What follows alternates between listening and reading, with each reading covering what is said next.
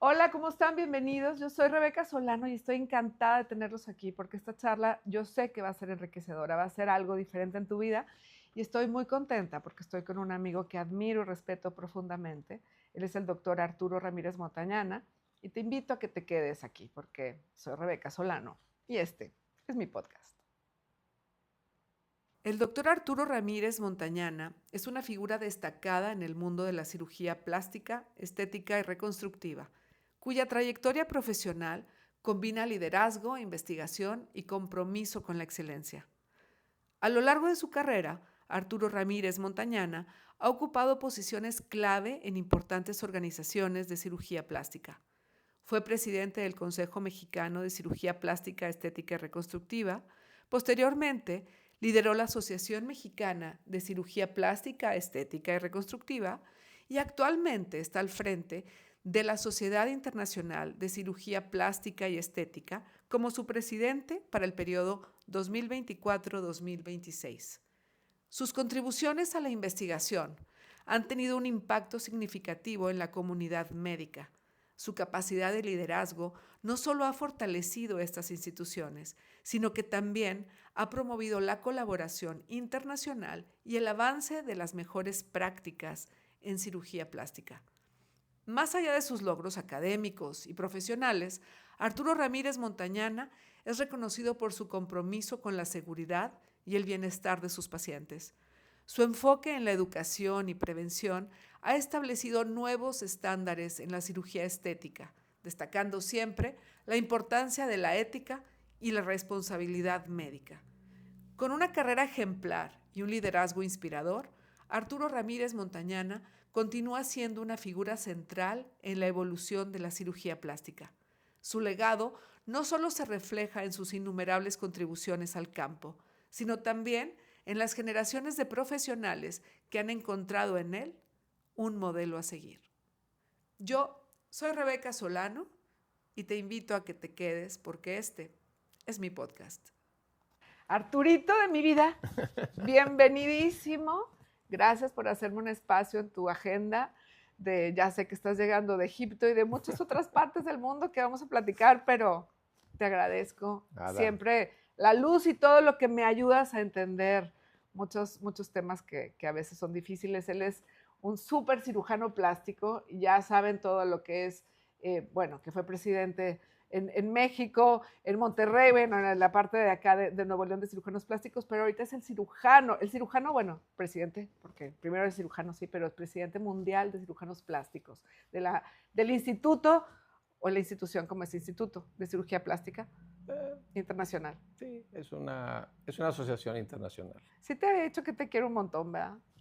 Te quiero. Gracias por estar. Al contrario, gracias a ti, gracias por abrir el espacio y pues es un placer estar contigo siempre. Gracias. Con mucho gusto. Igual. Arturito, te tengo un montón de preguntas aquí que ojalá pueda hacer hasta la cuarta parte, pero pues bueno, hay un montón de preguntas. Y la primera que se me ocurre es, ¿por qué se te ocurre ser cirujano plástico, Arturo? Dime, por favor. Fíjate que siempre quise ser doctor de niño. Tenía ciertas aspiraciones a ser doctor. Las 3 personas o 4 personas que conocía como doctor, yo de niño y ellos de doctor, eran muy inspiradoras para mí. ¿Sí me explico? Mi pediatra, que era el doctor Roel, pues era alguien que pues evidentemente llegabas con un dolor y te daba la solución y te ayudaba, pues entonces ya para mí era así como que, pues, ¿sí me explico? O sea, sí. tenía la solución para el problema que tú llevabas, ¿no? Sí. El que fuera. Otro par de doctores que conocí en la colonia donde vivíamos de niños, pues vivían muy bien, o sea, me refiero, pues, eran personas que pues vivían muy bien ellos, tenían buenas vacaciones, bla, bla, bla. Pero especialmente había un doctor, que ese sí era familiar, el doctor José Luis Salinas Surió, que ese sí fue mi chanoc, ese sí fue así como que mi inspiración, ¿no? Quería vivir como él, quería tener una familia como él, quería viajar como él viajaba en aquel tiempo y bueno, pues tenía mis inspiraciones, ¿no? Primero a ser doctor, ¿de acuerdo? Eh, Estando en la Facultad de Medicina en quinto año, llevas una de las materias es cirugía plástica, las cosas más básicas de cirugía plástica para un estudiante. Y en la primera clase que vi, dije yo, esto es lo mío. Ya, es porque era, en la primera clase, evidentemente, nos la daba nuestro mentor actual, que falleció hace unos años, el doctor Oscar Ulloa. Era un tipo entrenado en Estados Unidos que tenía una capacidad de dicción espectacular. Entonces, en la primera lección que nos daba, el primer día de curso, pues te hablaba de una semblanza en general de lo que era la cirugía plástica. Y a mí me pareció formidable porque pues te hablaba, pues, por ejemplo, el cirujano plástico veía a los pacientes con malformaciones congénitas. Desde ahí dices tú, check, ¿verdad? Padre, ¿no? Poderle Ayudar. resolver el problema a un niño que nació con una malformación, híjole, qué padre, ¿no? Eh, Quemados, por ejemplo, que también el paciente quemado Bárbaro. me refiero, padrísimo atenderlos dentro de toda la complejidad que Sí, una quemadura implica, ¿no? sí. Porque es una experiencia terrible para los pacientes. Eh, También nos hablaba, por ejemplo, de la capacidad de reconstruir a mujeres que perdieron el busto por cáncer, por ejemplo. Y te estoy hablando de la parte de la cirugía plástica reconstructiva, ¿de acuerdo? Sí, sí, sí. Y claro, también nos habló de la parte estética, ¿de acuerdo? De pues, poder modificarle la nariz a alguien o poderle pegar las orejitas a un niño o poderle incrementar el volumen del seno a una chica. Entonces, haz de cuenta que ahí dije yo, Eso es. Bingo. de aquí soy, así. Y ese fue, haz de cuenta que fue el parteaguas, es decir, ya sabía que iba a ser doctor desde niño, sabía que quería ser doctor. Y en quinto de medicina, cuando tuve el primer contacto con un cirujano plástico, ahí fue cuando dije yo, tiene que ser. Esto se acomoda porque hacías operaciones en niños, hacías operaciones en adultos, hacías operaciones en mujeres, en hombres, en la cara, en el cuerpo. O sea, me refiero, toda Sí, sí, esa sí. diversidad era así como que apasionante, ¿no? Era muy padre. Básicamente esa fue la parte que me inspiró a ser específicamente cirujano plástico. Ahora, con esta historia que me estás contando, yo estoy segura que han de existir muchos casos que te llegan al corazón. Dime uno que digas, este me cambió la vida, con este me sentí el cirujano, con este ya sí soy yo. ¿Qué fue? Mira, te puedo contar cuando menos un par de casos. El primero, me acuerdo perfecto. Entrenaba con unos amigos aquí en un gimnasio aquí en San Pedro hace muchos años. Y el dueño del gimnasio me dice, oye, quiero que le eches un ojito a mi hija. Estoy hablando de su niña, en ese tiempo tenía 14 años, 15 años. Me dice, algo le noto en la carita como que no está bien. Entonces la veo y le digo, sí, efectivamente, le digo, algo trae, pero no sé exactamente qué sea. Vamos a estudiarla. Le tomé unas fotos, la mandé a hacer unas radiografías y ¡paz! Tenía un tumor en el hueso frontal, en el hueso que tenemos en la frente. Pero era un tumor que había crecido tanto que el ojito se lo había bajado y el cerebro se lo había echado un poquito hacia atrás. Imagínate el tamaño del tumor. Entonces, pues ya llego con él y le digo, oye, pues pasa esto con tu niña, eh, tiene una lesión así, así, así, y pues aquí no hay de otra más que operarla, ¿verdad? Y me dice, pues adelante. Y yo me quedé helado, ¿no? Porque pues estaba razonablemente chavo, yo acababa de regresar de Estados Unidos y Toño, bueno, mi amigo, pues yo dije, pues va a agarrar a su niña y se va a ir pues, con alguien de mucha experiencia o así, ¿no? Y me dijo, pues tú, adelante, dijo, y lo que tú me digas, eso se hace. Yo había ido a un curso recientemente en ese tiempo y habían sacado un producto que era pues un polvo que al mezclarlo con una sustancia que te daban ellos mismos, se hacía como pues, un Una, sólido. Haz de cuenta que era una especie de cemento, por decir así. Y lo usaban, por ejemplo, en pacientes que habían tenido alguna cirugía craneal, que quedó con una depresión, lo usaban para modelar. Y pues bueno, pues le dije, pues aquí el punto es que hay que quitarle ese hueso y repararle el hueso a la niña, ¿no? Entonces armé un equipo ahí con un pediatra de terapia intensiva, con un neurocirujano y nos metimos a operar. Era un tumor, pero no era cáncer. No era un No, cáncer, era un tumor, era una bola. era una bola de un crecimiento benigno, por decir así, pero sin control, por decir así, no era un cáncer.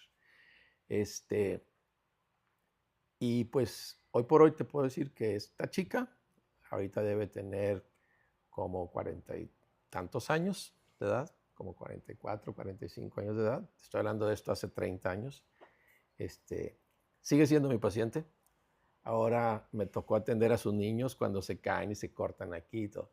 Ese caso para mí fue un parteaguas, ¿sí me explico? Porque nunca esperé que pues mi cuate me dijera, pues tú, ¿verdad? Ponte pilas tú. Ponte pilas tú, ¿verdad? Y bueno, mira, las cosas salieron súper bien, le hicimos una súper cirugía, una cirugía complicada porque pues era quitarle un pedazo de hueso de la cara. Y fue varias cirugías, seguramente. Fue una sola cirugía, fíjate. Wow. Fue una sola cirugía. Mandamos traer ese producto, funcionó de maravilla y pues te puedo decir que 30 años después ves a la chica, no le notas absolutamente nada. Y esa parte es padre. El otro caso más rapidito, yo trabajaba con un grupo de pediatras muy amigos míos en aquella época y cuando niño se caía, me hablaban. El niño que entrando al kinder se cayó y la heredita, y que en el columpio, en el recreo se cayó y la herida. Y el del fin de semana, el jugando fútbol se cayó y la herida. Pero todos los días veía urgencias de niños. Un día me llaman y me dicen, oye, pues es el hijo del pediatra, ¿verdad? Estoy hablando, era, no sé, un periodo vacacional. Y me dice, llego a urgencias y veo al niño, se había picado con una tijera en casa de su abuelo unos días antes, una herida muy pequeña, pero se le infectó, lo que nosotros conocemos como gangrena, ¿verdad? Entonces, pues, me dice el papá, que era el pediatra, ¿no? Me dice, y el abuelo era el pediatra también. Entonces me dice, oye, sabemos que te vas de vacaciones mañana. Y yo, sí, tenía, no sé, un año y no sacaba a mis niños de vacaciones. Pero cuando veo al niño y veo la gravedad del proceso, digo yo, ¿sabes qué? No me voy a ir, no me puedo ir. O sea, son amigos míos, son personas que me mandaban trabajo todos los días. Claro. Dije, las vacaciones pueden esperar. Lo metimos a cirugía y lo metimos 11 veces a cirugía, a ese niño. Wow. Estoy hablando de un niño que en aquella época tendría unos 8 años, 9 años. Entonces, cada 3 o 4 días lo metíamos a limpieza y todo. Funcionó bien, el niño salió adelante, todo muy bien. Con el tiempo, pues el buen niño creció, dejó de ser un niño, se interesó mucho por el campo de la música como hobby y alguien le dijo que para que la mano se entrenara, tocar algún instrumento de mucho movimiento. Pues se hizo clarinetista y llegó a ser clarinetista de una sinfónica de aquí de Nuevo León. Mira. Entonces, esos dos casos en lo particular, así como que son especiales. Son muy especiales. No por el caso como tal, sino pues porque eran hijos de amigos míos, las cosas salieron bien al final de cuentas. Esos dos casos son así como que hay un parteaguas en mi casa. Y coincidentalmente, casi son de la misma época. ¿Sí me explico? O sea, sí. A lo mejor un año de diferencia, una cosa así. Pero esos dos casos sí están muy padres, la verdad. Arturito, yo sé que haces todo tipo de cirugías. Estamos hablando que puede hacer liposucciones, el tummy tuck, que es la abdominoplastía, los lifting o los facelift faciales, implantes de mama, quitas mamas, todo lo que ustedes se pueden imaginar, microcirugía, todo lo que pueden hacer. Ahora, con todo esto que tú haces y que ya tienes toda la experiencia, ¿qué te da impotencia con tus compañeros cirujanos plásticos? Y con los que se dicen cirujanos plásticos. Me da me da impotencia Ujú. porque las consecuencias son graves. O sea, estamos hablando de que quien sufre las consecuencias son los pacientes. ¿Sí me explico? Eh, el tener tus papeles en orden, el estar legalmente autorizado para ejercer una profesión, no puede ser tomado como un juego, especialmente cuando el tema es salud. ¿Sí me explico? O sea, eh, cuando las consecuencias ponen en riesgo la vida de una paciente, eso no me hace sentir cómodo, ¿sí me explico? Y ese es el problema que tenemos, especialmente con las personas que pues se hacen pasar por cirujanos con credenciales que no son las que la ley pide, ¿sí me explico? Eh, Alguien hablaba de que, pues, ¿cómo es posible que quisiéramos tener un monopolio, verdad? Ujú. Es un concepto completamente erróneo porque el ginecólogo que te atiende necesita tener ciertas calificaciones en cuanto a papelería se refiere, certificaciones, en fin, un entrenamiento que garantice que es una persona que sabe hacer lo que dice que sabe hacer. ¿Sí me explico? Para que te atienda en el hospital que te va a atender, el hospital a él exige que le lleve la papelería que respalde que es una persona correctamente entrenada para ejecutar ese tipo de cirugías o ese tipo de tratamientos. El pediatra que ve a tus niños es igual, el cardiólogo que ve a tu mamá es igual, el ortopedista que te ve cuando te lastimas la rodilla pasa por lo mismo. El cirujano plástico no es una excepción.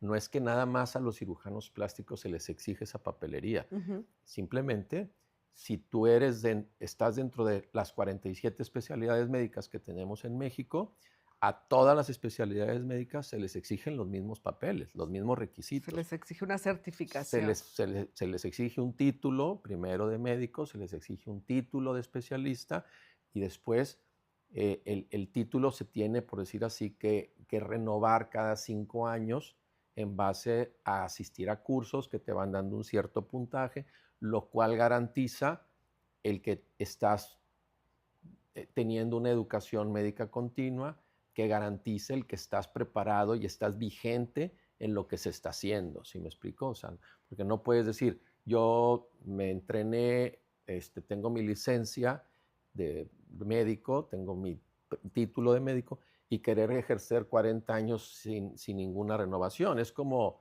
tu licencia de manejo o la licencia del manejo de la licencia para volar de un piloto. Claro. El piloto tiene su licencia donde se graduó como piloto, pero tiene eventualmente Hacer sus que propios hacer sus propios exámenes, exámenes y tiene que irse actualizando. actualizando porque vienen nuevos aviones con nuevas tecnologías y tiene que tomar los cursos para que la aerolínea le permita volar, porque imagínate la responsabilidad Claro. para un piloto. Es lo mismo en los doctores, ¿de acuerdo? Entonces, básicamente eso es. La impotencia en general es que las consecuencias las paga una paciente. Te pregunto esto porque con lo que te conozco, que ya son varios años, bastantitos años desde que yo hacía Transfórmate, que iba a platicar contigo y te contaba las historias. Él no estuvo en el equipo, pero sí me coachaba muchas veces. Y te pregunto esto porque creo yo o siento por tu personalidad y como eres exigente contigo y con lo que haces y tal, que eso te llevó a ser presidente de la sociedad o el Instituto Sociedad de Cirujanos Plásticos aquí a nivel nacional y ahora como internacional. Siento yo que esa parte, así como lo que viviste ahorita, que nos contaste de tu niñez y lo que te inspiraba, siento que es parte de tu responsabilidad con lo que has hecho de que, a ver, canijos, por aquí se van. ¿Es así o no es así? ¿Y qué estás haciendo para ponerlos en su lugar? Porque hay cada historia, querido mío. Pues mira, este, en la papelería que te envié, Ujú. he participado con varios equipos de diferentes partes del mundo, cirujanos de diferentes partes del mundo, en publicaciones que han hecho verdaderamente un parteaguas, el antes y después de esa publicación. Y casi todas mis publicaciones tienen que ver con seguridad de pacientes. Me refiero, para mí es un tema muy trascendente, la seguridad de los pacientes. Prácticamente todo lo que he escrito tiene que ver con seguridad de pacientes. Cómo se deben de hacer las cosas con la intención de que estadísticamente a los pacientes les vaya lo mejor posible. ¿De acuerdo? Porque si bien es cierto que no existe la cirugía con riesgo cero, no la existe, hasta ir a ponerte un implante y ponerte un poquito de anestesia te puede generar una alergia o mil cosas. Siempre se trata de tratar de encontrar cómo se pueden minimizar al grado máximo los riesgos que potencialmente existen en cualquier procedimiento. Entonces, toda mi aportación tiene que ver más que nada con aspectos de seguridad. Aquí, pues, bueno, pues el ser presidente, pues todo eso ayuda porque pues, te conviertes como que en una persona que sí está muy involucrado, muy interesado en el bienestar de los pacientes. ¿Sí me explico? No soy una persona así de mucho de medios, Yo lo sé. no tengo nada de medios, no hago medios ni nada por Y el por eso estilo. agradezco que estés aquí de verdad. Pero mis publicaciones tienen que ver con el ramo científico, ¿sí me explico? O sea, tienen que ver con el grado, con generar algo que sea para beneficio directo de los pacientes y por consecuencia, por supuesto, para también pues, proteger las carreras de los cirujanos, porque nadie quiere estar involucrado en una catástrofe Claro. o en un desenlace negativo, ¿verdad? Claro. Hubo una investigación o un artículo que tú hiciste sobre algo de glúteos, que obviamente no lo he leído ni nada, nomás vi que sí lo hiciste. Ese tuvo muchísimo impacto a nivel mundial. ¿De qué era? Bueno, pues mira, ese artículo lo escribimos en el 2017. Ujú. Eh, Hay un procedimiento que es el Brazilian Bottle Lift, así se llama, Ujú. pero técnicamente lo que se hace es hacer una liposucción. La liposucción básicamente es extraer un poco de grasa de algunas partes del cuerpo y esa grasa se puede reinyectar o reciclar en el mismo cuerpo para dar volumen en algunas áreas. Ujú.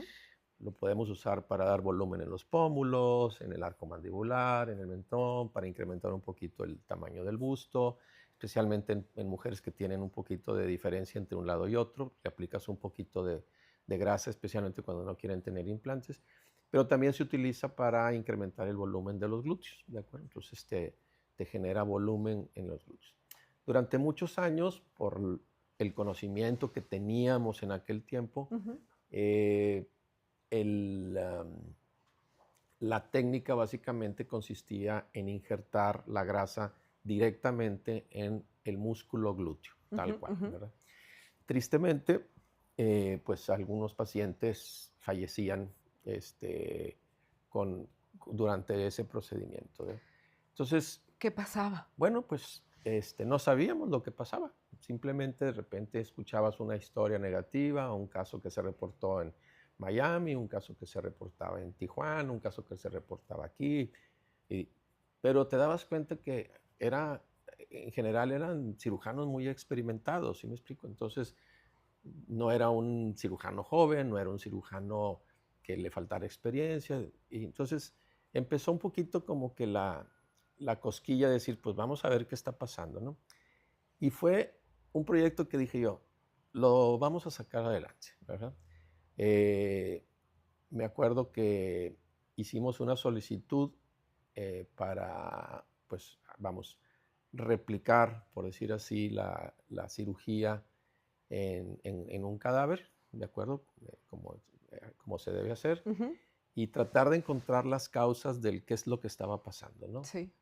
Entonces, así lo hice. eh, eh, Repliqué la misma cirugía en un cadáver, después hice las disecciones y encontré lo que yo creí que en ese momento era la causa, ¿verdad? Pero pues era un estudio muy preliminar. Entonces, pues agarro por decir así, mis apuntes, mis fotos, un videíto que grabé de lo que había hecho, y lo presento en Vancouver, en un congreso de la Sociedad Americana, y todo el mundo así como que se espantó, ¿verdad? De que, ¿cómo? O sea, pero les interesó el tema. Entonces, ellos forman un task force, un equipo de trabajo, específicamente para eso. Así, Ok. porque pues era algo que sí Ameritaba, sí sí. preocupaba, especialmente en los estados donde más cirugías de ese tipo se hacían, que básicamente era California y Florida. Ujú. Entonces, hacen un task force y me invitan a mí. Era prácticamente el único extranjero que estaba ahí. Entonces, hicimos lo mismo. Nos llevan a un centro en Miami, que es así se llama MARC, Miami Anatomical Research Center, Ujú. y es un lugar en donde te ponen especímenes de cadáver, en donde puedes replicar las cirugías, pero ahí tienes toda la tecnología. Haz de cuenta que estás en un quirófano. Tienes radiografía, tienes tomografías, tienes ecografías, pero ahí al instante. Wow. Entonces, es un lugar así de super first class. Entonces, replicamos y pues las consecuencias que encontramos o las razones que encontramos de lo que estaba sucediendo eran exactamente las mismas que lo que habíamos hecho aquí. Entonces, Wow. eso fue como que Ya la punta de lanza, todo se se comprobó. comprobó, pero ahora por un grupo, ya no era yo, Ya casi científico, ¿no? O bueno, científicos, con un grado de un investigadores. grado de evidencia mucho más elevado, porque ya no era Arturo de México, sino ya era un task force. Con Arturo. Bueno, yo era parte de ese equipo, Ajá. pues, ¿no? Entonces estuvo padre. Entonces se dictaron las normas, y de las primeras veces que todas las sociedades a nivel nacional toman las normas como una regla prácticamente obligatoria. ¿Sí me Ok, explico? En donde ok. ahora la técnica tenía que ser así para evitar entrar en el músculo, para que la grasa no se absorbiera por las venas y no llegara al corazón y no produjera la fatalidad. O sea, encontramos los mecanismos. Pues sí, porque si la pones en el músculo, pues sí, se Bueno, puede llegar a absorber rápidamente por las no venas. lo sabíamos, me Pero, refiero, ajá, de hecho inyectábamos en el músculo a propósito porque claro. queríamos crecer el músculo, por decir así.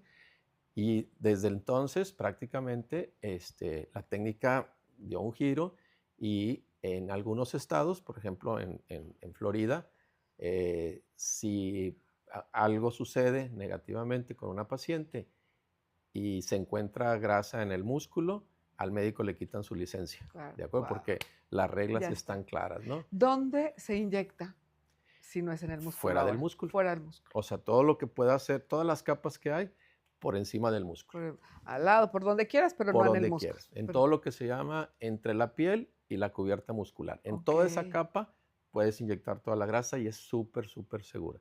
Y el último artículo que te pasé, No lo tengo aquí, pero el sí. último artículo que te pasé fue publicado hace súper poquitos meses, creo que fue noviembre o diciembre del 24, o sea, Sí. y ese fue publicado en una revista que se llama Forensic Science, que es una revista forense americana en California. El encargado de la asociación forense también me invita a participar en el proceso.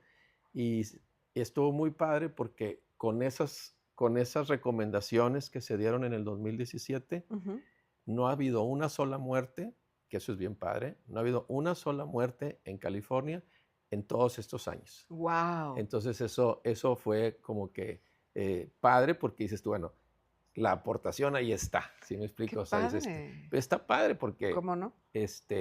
como le digo, mira, cuando empecé todo ese proceso dije yo, si una vida se salva, no me importa dónde en el mundo, ya vale la pena pues el esfuerzo y los sábados irte a las disecciones y dedicarle tiempo. Hoy por hoy te puedo decir que no ha sido una, han sido posiblemente cientos, si no es que más. Y eso está padre porque ya ahorita publica el Departamento Forense de California, dice, no hemos tenido una sola muerte desde que aparecieron las recomendaciones de seguridad de ese procedimiento en especial.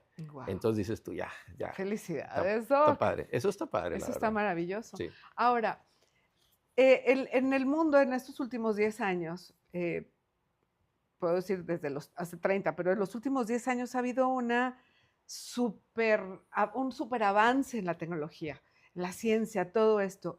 ¿Cuál tú consideras que puede ser el avance más importante que han tenido ustedes los cirujanos plásticos del antes y después? No sé si un procedimiento o de alguna otra cosa que digas, ahora así es como se debe hacer, no sé. Mira, todas las técnicas han ido evolucionando, Ujú, todos. Evidentemente, los implantes mamarios actuales, pues ya es la quinta o sexta generación de implantes mamarios, ¿de ujú. acuerdo? O sea, si comparas los implantes mamarios actuales versus los que había hace 30 años, pues son de una calidad infinitamente superior, son mucho más seguros, en fin. Entonces, en ese ramo, pues son mucho más seguros los implantes actuales. Creo verdaderamente que la parte que más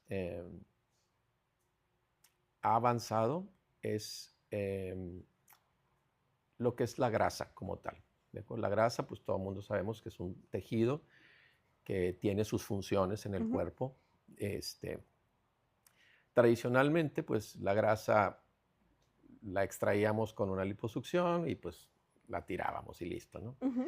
Eh, y después se empezó a utilizar prácticamente para generar volumen o corregir algunos defectos o, por ejemplo, pacientes que habían tenido polio, que tenían una pierna más flaquita, pues le inyectabas grasa Para compensar. para tratar de compensar.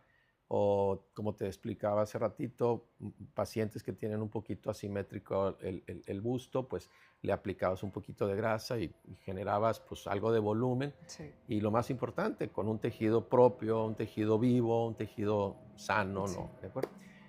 Pues hasta ahí todo bien, en el sentido de que usábamos la grasa como un relleno, por decir así, como algo que iba a generar volumetría Ujú, solamente. ujú. Pero ahora nos damos cuenta que, claro, ahora lo sabemos, en ese tiempo no, que la grasa tiene muchos más beneficios, ¿de acuerdo? Pero miles de beneficios, ¿de acuerdo? Por ejemplo, muchas de las células que nosotros conocemos como células madres están Están. precisamente en el tejido de la grasa. Ok. Y hay algo, haz de cuenta, imagínate que tienes el tejido graso, ¿de acuerdo? Pero entre el tejido graso, pues hay vasitos sanguíneos Sí. y hay unas celulitas ahí en medio. Ok. Bueno, todo eso, todas esas partículas, cuando tú lo aplicas en la cara o cuando tú lo aplicas en algunas regiones, haz de cuenta que es como si agarraras tierra con abono y se la pones a tu jardín. O sea, ¿Eso es el plasma o no? no, bueno, No, es otra cosa. es otra cosa. Ok. Ahorita si quieres te Sí. explico lo del plan. Pero ahora vemos que la grasa, más allá de ser un volumizante, por decir así, algo que Ajá. te genera volumen, tienen propiedades regenerativas. O sea, el tejido lo regenera, se oye muy rara la palabra angiogénesis, pero es producir nuevos vasos sanguíneos, por ejemplo, te cambia la textura de la piel, te cambia inclusive el color de la piel. O sea, me refiero, tiene un chorro más de Beneficio. beneficios más allá del puro hecho de rellenar algo como tal. O sea, podría ser como un anti-aging o algo, un secreto para la longevidad Sí, sí, estética, vaya. sin lugar a duda. De hecho, ahora las técnicas se tratan de, ahora un poco de liposucción, extraer la grasa y hay fórmulas para que las células madre que están ahí y ese estroma que te decía, esas partículas, esas celulitas que Ajá. ayudan, se concentren o tengan una mayor concentración Sí. para quitarle la grasita y dejar eso solamente y tiene grandes beneficios. Y ahora estamos utilizando eso en una rama nueva de nuestra especialidad que se llama la medicina regenerativa, que No, es, dime. Es que ya te entonces, tengo otra pregunta de eso, pero dime, de la en- medicina regenerativa y sí, porque, vamos, que tiene que ver más que nada, por ejemplo, te hago un regenerar células y tejidos. regenerar células y Ay, tejido. o sea que no solamente, o sea, cuando haces eso, no solamente se ve la apariencia estética, sino que entonces mis células y tejidos se van a ver rejuvenecidos también con esta Es técnica, que porque es la célula madre. así es, Uh, esas células madre contienen un cierto, una cierta función, por ujú, decir así, que responden al medio donde los pones, por decir así. ¿De ya. acuerdo? Entonces, haz de cuenta, yo agarré células madre, las concentré y te las pongo en la cara, pues te rejuvenecen la cara, te generan nuevos vasos sanguíneos, o sea, hay una verdadera regeneración de tejidos, ¿de acuerdo? Ok. Y todo eso, haz de cuenta que ha sido como un boom en el sentido de que cada vez que exploramos más acerca de los beneficios de la grasa, nos damos cuenta que sí funciona bien como un relleno, ¿de acuerdo? Algo que te da volumen, Ajá. pero te genera un chorro de ventajas más, O ¿sí me sea, explico? Por ejemplo, o lo sea, como si veíamos, fuera cuántico, o así sea, es, el poder de así la es, grasa, ¿ok? lo veíamos, por ejemplo, pero no lo entendíamos, una mujer que había tenido un cáncer de busto, por ejemplo, le aplicabas grasa y con el tiempo decías, oye, como que mejoró la cicatriz, ¿verdad? Que tenía. Llegaban Y dijo, visitas. sí, mejoró la cicatriz. Oye, pero como que hasta la piel que estaba muy feíta por la radiación, hasta mejoró la piel. Y decíamos, sí, pues mejoró la piel, ¿verdad? Pero no entendíamos el por qué. Ahora lo entendemos. O No, sea, está fantástico. veíamos los beneficios, pero no teníamos la explicación científica del por qué. Y ahora lo tenemos, porque ahora tomamos muestras y vemos, por ejemplo, que efectivamente se generaron nuevos vasos sanguíneos, la condición de la piel mejoró. Ese está bien padre. Y te aseguro que estamos viendo simplemente la punta del iceberg con eso. No Con eres eso. alérgico a los perros, ¿verdad? No, Porque Lorenzo vino y se te espero que sentó no aquí. sea alérgico a los humanos. No, pues no, yo creo que te amo. Oye, y ahora, ¿este procedimiento lo haces tú? ¿Lo estás haciendo ahí en Sí, tu clínica? es un procedimiento que yo creo que todos los cirujanos plásticos lo hacen en Ok, general. El transferir grasa de un sitio a otro. pero como regenerativo también. Pues es que especialmente, por ejemplo, si lo vas a utilizar en la cara, Ujú. generalmente también buscas, más allá del volumen, pues sí buscas algo de regeneración de tejido, ¿no? Algo que haya nuevos vasos sanguíneos, que se rejuvenezcan esas áreas. Entonces puedes aplicar un poquito, por ejemplo, tradicionalmente, una chica que le faltaba un poquito de mentón, pues le hacías una herida, le ponías un implante de mentón y en general las cosas iban razonablemente bien. Pero pues no deja de ser una cirugía, Es una es una cirugía. cirugía, eh, el mentón pues no deja de ser un cuerpo extraño finalmente. Ahora, por ejemplo, seguimos haciendo ese tipo de cirugías, pero cuando el déficit es muy poquito, un par de milímetros, lo puedes hacer con pura grasa, por ejemplo, ya sin herida, sin nada, haces una pequeña punción, le injertas un poquito de grasa y aparte le puedes dar una bonita forma, le puedes dar un poquito de volumen en los ángulos mandibulares para tener una mandíbula más cuadradita. O sea, pero más allá del volumen, te digo, tiene las características de que es un tejido propio, es un tejido sano, no hay alergias, no hay reacciones, Claro. tiene un chorro de ventajas. ¿Se puede mejorar el aspecto de la piel del abdomen y de las piernas también con esta técnica? Sí, pero no es algo que se utilice normalmente porque pues en general nadie quiere inyectarse grasa en el abdomen, no sé si me No, yo explico. decía por la regeneración que puede haber, que si tienes un abdomen, que a lo mejor no te quieres hacer una lipectomía, pero porque no es tan indispensable hacer, pero que ya lo tienes un poquito flácido, ¿no? Mira, no lo sé, Ok. no lo sé, seguramente Habrá, habrá quien lo esté haciendo ahorita, pero en este momento no hay así como que mucha evidencia de utilizarlo en el abdomen como tal, por ejemplo, pero sí hemos visto algunos casos reportados en donde se utiliza, por ejemplo, en pacientes que tienen muy lastimada la piel con mucha celulitis y cosas por el estilo. Por ejemplo, podemos utilizar pequeñas inyecciones. Imagínate que la celulitis son como puros ondas, colinas y valles. ¿sí? Bueno, pues en cada vallecito injertarle para empezar a levantarlo. Y lo estás regenerando o lo estás levantando con un tejido propio, Claro. que es la parte de bondad que tiene que Y entonces ya utiliza la estás grasa. dándole un aspecto Más homogéneo, más homogéneo, ¿no? más parejito. Ahora, este tema o esta pregunta que acabas de responderme, de esto que se podría inyectar como es la grasa, me lleva a preguntarte, ¿qué nunca, y quisiera que lo dijeras súper claro y con letras gigantes, nunca deberíamos de hacer y que un cirujano plástico jamás debería de hacer, porque creo que lo hacen los que se dicen cirujanos plásticos charlatanes o veto a saber qué, de, sustancias, ¿qué sustancias? No. Algún día platicamos y me abriste los ojos de muchas cosas que no sé si vamos a alcanzar el tiempo para platicar, pero ¿qué no deberíamos de hacer y por qué? Por favor. Mira, hay sustancias que están autorizadas por la COFEPRIS, que es, vamos, el organismo legal de la Secretaría de Salud, que regula qué artículos o qué productos pueden ser utilizados y con cuáles y con qué fines. No sé si me explico. Sí, entonces, sí. Y hay pues cualquier cantidad de productos. Y hay productos que simplemente no están autorizados, simplemente no tienen el permiso para ser utilizados.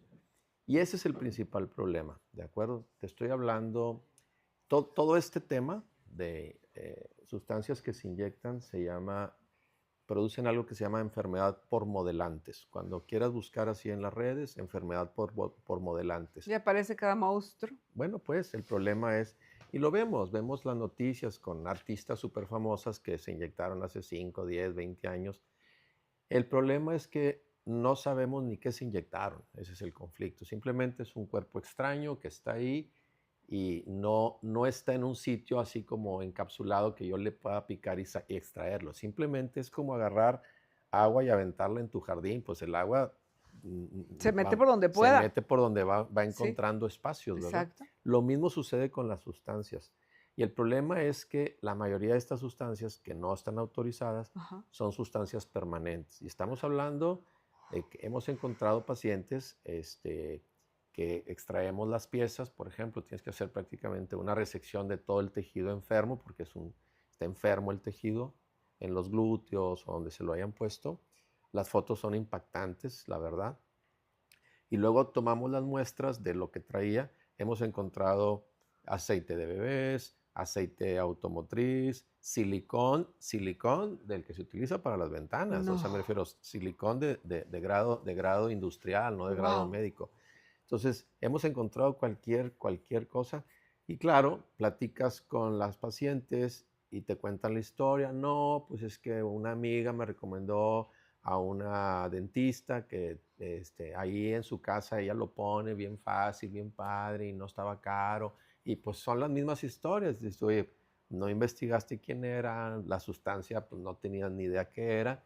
Y pues ahí están las consecuencias, ¿verdad? Y el problema es que una vez que te lo inyectas, no es algo que se vaya a disolver con unos meses o que tengamos un antídoto para deshacerlo. Entonces, la enfermedad de modelantes es algo muy serio, muy En esa ocasión que platicamos y que me abriste los ojos a unos temas bastante fuertes, yo te decía, es que hay un grupo de personas que se han inyectado cosas o traen cosas y no las atienden en el hospital. Y yo no entendía, y yo quisiera que nos explicaras, ¿qué no se atiende en el hospital o un cirujano o un doctor? ¿Por qué no? Tú te acuerdas lo que me contaste, ¿verdad? Claro. Sí. El problema es que no es que no te quieran atender, es que no tiene solución. Es diferente, no te quiero atender, es decir, no tengo que ofrecerte, ¿sí me explico? O sea, si tú crees que voy a agarrar un bisturí, te voy a hacer una cortadita y le voy a aplastar y se va a salir todo lo que te inyectaron, no es así, o sea, lamentablemente no es así. Con gusto te comparto unas fotografías y es verdaderamente impactante. Claro, tengo que admitir que tristemente, pues esto se da pues en los países donde las regulaciones sanitarias son más laxas, ¿no? Lamentablemente nuestro país está en esa lista, sí, al igual que otros países de Sudamérica, pero pues vemos que son procedimientos que se hacen en casas particulares, ni siquiera son procedimientos que se hagan en un sistema hospitalario o en una clínica formales, y por supuesto que los hace quien sea, o sea, me refiero a una pedicurista, un dentista, cualquier persona, incluso sin sin ninguna licencia autorizable, ¿no? Pero nuevamente las consecuencias son terribles, y las pacientes sufren por el resto de su vida por tener esos modelantes ahí inyectados, ¿verdad? Porque la reacción inflamatoria y el rechazo que el cuerpo le genera, pues van a estar ahí constantemente, Y ¿verdad? van a estar deformes y en el peor de los casos, pues ya todo gangrenado Así o es. pierden partes, han tenido que amputar, ¿no? Sí, claro, por supuesto. O sea, hay personas que han perdido pues toda la parte alta, baja de la espalda, la parte de los glúteos. Si el inyectable migró hacia los muslos, pues también toda esa piel la tienes que quitar y generando deformidades terribles, ¿verdad?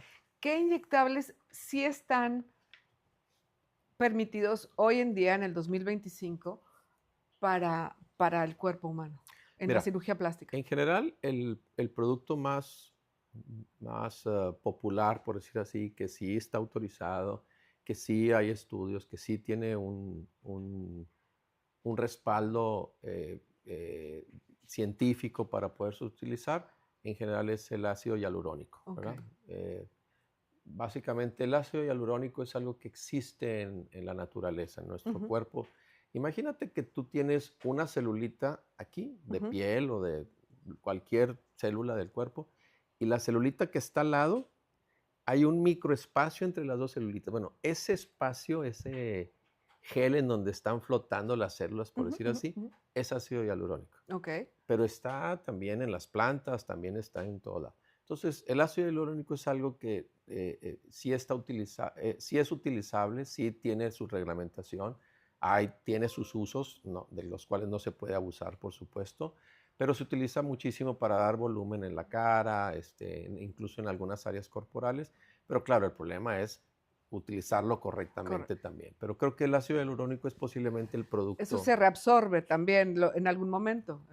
Normalmente el ácido hialurónico tiene, por decir así, una vida media, varía dependiendo la calidad y la marca, pero normalmente después de algunos meses el ácido hialurónico, el mismo cuerpo lo empieza a disolver. Doc, hubo un boom de mujeres que se quitaron sus prótesis mamarias, Así es. sus implantes. ¿Cuál consideras tú que fue la principal causa de todo esto? ¿Por qué en todo el mundo empezó a suceder? ¿Y qué es lo que deberíamos de tomar en cuenta a la hora de decidir hacernos o ponernos implantes mamarios o un aumento de busto, ¿no? Sí, mira, la información surge porque mm, se encontraron algunos casos, muy pocos, afortunadamente, vamos. Si comparamos 2 millones de... los millones de personas que tienen implantes mamarios versus los casos que se encontraron de una enfermedad que se llama linfoma de células anaplásicas gigantes, así se llama. Es un tumor que sucede secundario a los implantes mamarios, Ujú. a cierto tipo de implantes mamarios y prácticamente de cierta marca. ¿De acuerdo? Digo, a mí no me importaría decir la marca, pero ¿qué tipo de implantes mamarios son? Como para que la gente que los traiga sepa. Bueno, los implantes básicamente como te explicaba al principio, han tenido varias generaciones desde su aparición allá por los 60. Estos implantes específicos son unos implantes que se llaman texturizados o macrotexturizados. ¿Qué significa? Que tienen así Que corrugadito, la, así. que la superficie del implante tiene un chorro de ondulaciones Ujú, microscópicas, si tú ujú. quieres, pero es como una especie de lija, por decir Sí, así. sí, sí, O me sea, si acuerdo tú de la esos. ves así en el microscopio, haz de cuenta que estás viendo una lija. Y claro, pues esa lija en el cuerpo, después de 10, de 20 años, genera una irritación y esa irritación es la que es la teoría más aceptada, que es la que finalmente puede producir estos casos. Ujú, Eh, no hay ninguna justificación médica, y ujú. eso se hizo un estudio súper exhaustivo al respecto, para retirarse los implantes. O Ok. sea, me refiero, si tú te pusieras a retirarle los implantes a todas las mujeres que tienen ese tipo de implantes, habría muchas más fatalidades, ¿de acuerdo? Por habérselos quitado. Por meterlas a una anestesia y quitarle los implantes, por las posibles Consecuencias. que pueda haber, que si dejas a que mejor el día que surja el caso, la atiendes correctamente y listo. ¿De acuerdo? Entonces, médicamente no hay ninguna justificación para meterse a tirar los implantes. El que lo quiera hacer, pues está en su Claro. libertad. Vamos, te pones los implantes por gusto, te los puedes cambiar por gusto también. Pero médicamente no hay ninguna justificación. De hecho, la FDA lo que hizo fue retirar los implantes del mercado, pero en ningún momento se generó una alerta sanitaria que dijera hay que retirar los implantes a las pacientes que ya los traigan. No, lo que te recomiendan es sigue con tu chequeo cotidiano de cada año, tu mamografía, y si llega a aparecer algo, el tratamiento es este y este. ¿De acuerdo? Entonces me refiero, pero una indicación médica o una indicación sanitaria para quitarle los implantes, este tipo de implantes a las mujeres que los traigan, no hay ninguna justificación. ¿Qué implante es el que se recomienda hoy día y cuánto tiempo es lo ideal que permanezca en el cuerpo? Mira, hay varias marcas y evidentemente todas las marcas en general tienen pues, la última tecnología en cuanto a seguridad, resistencia, cosas por el estilo.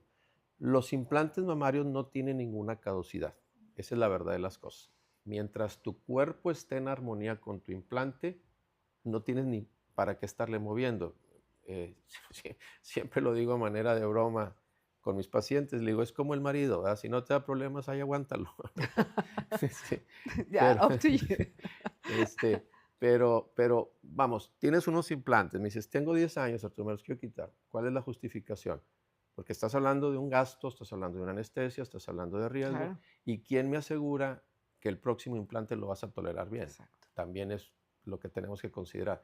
Entonces, si médicamente estás en armonía con tus implantes, estás contenta con el tamaño, tus mamografías están correctas, tu ecografía está correcta, no tienes ninguna sintomatología, yo soy de la idea de manténlos ahí, ¿de acuerdo? ¿Por qué surge el que los implantes duran un tiempo? Es una mala información porque algunas marcas de implante, la misma fábrica que los produce, te otorgaba una tarjeta de garantía. Entonces te decía, te garantizo estos implantes por 10 años contra ruptura o contra cualquier cosa. Entonces la señora decía, ok, implantes de 10 años. No, párate, no, nadie dijo eso. La garantía no tiene que ver con la duración del implante. Sí, la televisión tiene garantía de 1 año, pero te puede durar 30, 20, ¿verdad? o el 20, refri, sí, o el carro, ¿verdad? O sea, exacto. tu refri tiene garantía de 2 años y tienes 30 años con él. Bueno, pues sí. Entonces, garantía otorgada por la empresa que los fabrica y durabilidad del producto son dos cosas completamente diferentes. Igual, hay algunas fábricas que otorgaban garantía de por vida contra ruptura. ¿Qué significa? Que si en 20 años se te rompen, te doy otros. Entonces las señoras decían, perfecto, estos implantes son de por vida. No, espérame, en ningún lugar dice eso. Dice que te otorgan una garantía contra ruptura de por vida. Ya. Entonces, de ahí viene un poquito la desinformación. Pero el implante como tal no tiene caducidad, ¿de acuerdo? Por supuesto, entre más años pase el implante, pues más posibilidades hay de que se desgaste, se rompa, se rechace. Y pues, bueno, cuando se presenta eso, pues ya se actuará en consecuencia. Ya cumplió ¿no? su ciclo. Tengo 2 preguntas más, Doc, para ti. Venga. Una, si hay una mujer que tiene cáncer de mama, pequeño, un tumorcito pequeño, no sé cómo le podríamos llamar, hay posibilidades o existen posibilidades de que se quite el tumor y sin quitarle sus prótesis mamarias, o siempre se recomienda quitar. ¿Sabes algo de esto? Sí, claro. Mira, la indicación oncológica, pues la dicta el estadio de avance que tenga el cáncer. ¿De acuerdo? Por ejemplo, lo que mencionas, un cáncer muy pequeño puede ser curado en una forma mucho más simple que un cáncer más avanzado. Claro. ¿De acuerdo? Entonces, un cáncer pequeño, puedes hacer una resección exclusivamente del pedacito del busto, algo que se llama cuadrantectomías o lumpectomías, que es nada más quitar ese pedacito, y no tienes que tocar sus implantes ni tienes que generarle implantes. Ya si vas a hacer por un cáncer mucho más avanzado o alguna variedad de cáncer que sea mucho más agresivo, en donde ya tengas que hacer una mastectomía como tal, donde ya tengas que quitar todo el tejido mamario, pues seguramente sí vas a tener que sacrificar el implante en ese momento. Pero definitivamente todo tiene que ver con el estadio en el momento en que se diagnostica el cáncer, ¿de acuerdo? Porque de ahí va a variar el tipo de cirugía o el tipo de tratamiento que va a requerir. Ahora, una pregunta más y para cerrar esto. Para todas las personas que quieran buscar la alternativa de un cirujano plástico, ¿qué credenciales, cómo saber que es un cirujano plástico con el que sí puedo hacer una cirugía que sea certificado, que esté actualizado, que le puedo preguntar y si el doctor no se va a ofender? ¿Qué es lo que tendría que hacer? ¿Qué recomiendas? Bueno, primero... Porque yo lo que quiero es evitar justamente todo lo que ha pasado con personas que no están certificadas y que no se actualizan y que no son cirujanos plásticos en muchos casos. Pues mira, primero, si se molesta porque le preguntas por sus credenciales, algo está chueco. O sea, me refiero, no tendría un médico que está dentro de la ley el molestarse porque alguien le pregunta. ¿Y no será el ego de que digo, ahí esta tipa no me conoce o así? Pues a lo mejor sí te conoce, pero pues, estás Pero en tu quiere derecho de preguntar. preguntar, ¿verdad? Mira, el requisito que por ley, y esto está en una ley federal, la Ley General de Salud,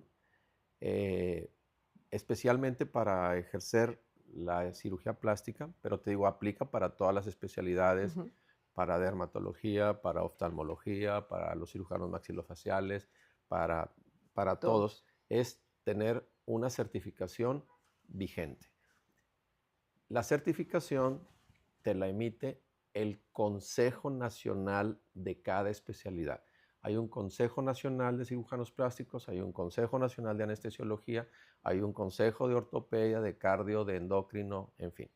Por ejemplo, cada 5 años a mí me hablan de todos los hospitales donde tengo mi licencia para operar y me hablan y me dicen, Arturo, tu certificación se vence en 8 meses. Ah, perfecto. Y si yo quiero llegar un día después sin haberla renovado, me dice el hospital, gracias por participar, aquí no puedes entrar, ¿de acuerdo? Porque habría una complicidad del hospital dejarme entrar a hacer procedimientos sin tener una certificación vigente. Entonces, lo único que tienen que buscar los pacientes es que sea un médico certificado por el Consejo Mexicano, en este caso de México, de cirugía plástica. O sea, tú le pones ahí cirujanos certificados y ahí te aparece la lista, viene un directorio por estado, viene por apellido, viene por número de certificación, y está bien fácil. Si tu doctor te dice, tiene certificación, te dice, sí, soy el certificado número tal, o en su misma receta debe de venir, o cosas por el estilo, pues te metes al directorio, Consejo Mexicano de Cirugía Plástica o Asociación Mexicana de Cirugía Plástica, Directorio de Médicos Certificados, y ahí aparece. Si no aparece ahí, es que el médico no es un cirujano plástico certificado. Y generalmente los cirujanos o los que se hacen pasar por cirujanos plásticos sin serlo, generalmente no pudieran atenderte en un hospital porque el hospital no les permite. Y eso es lo que agrava las cosas, porque te operan en una clínica clandestina o a ver dónde puedan. Y cuando te complican no te pueden trasladar a un hospital. ¿Sí me explico? Porque el hospital dice, oye, pues, ¿y tú quién eres? Claro. O sea, pero no, ¿sí me explico? O sea, cuando operas en una clínica que está correctamente instalada, con todos los permisos, y cualquier cosa que sucede, puedes agarrar tus pacientes, trasladarlos a un hospital y pues llegas con tu paciente a un hospital, porque tienes la licencia, ¿no? Entonces, la recomendación para llevarse a casa es simple, o sea, si se van a hacer un procedimiento de cirugía estética, de cirugía plástica, busquen que su médico sea un cirujano plástico certificado por el Consejo Mexicano. Ya. ¿Hay algo más que quisieras agregar? Nada, los temas que queden pendientes los hacemos en otra entrevista con mucho gusto. Me encanta. Muy agradecida siempre, mi queridísimo amigo. Un placer. Gracias siempre. Yo soy Rebeca Solano, estuve con Arturo Ramírez Montañana y bueno, espero que se queden con nosotros porque este es mi podcast. Chao.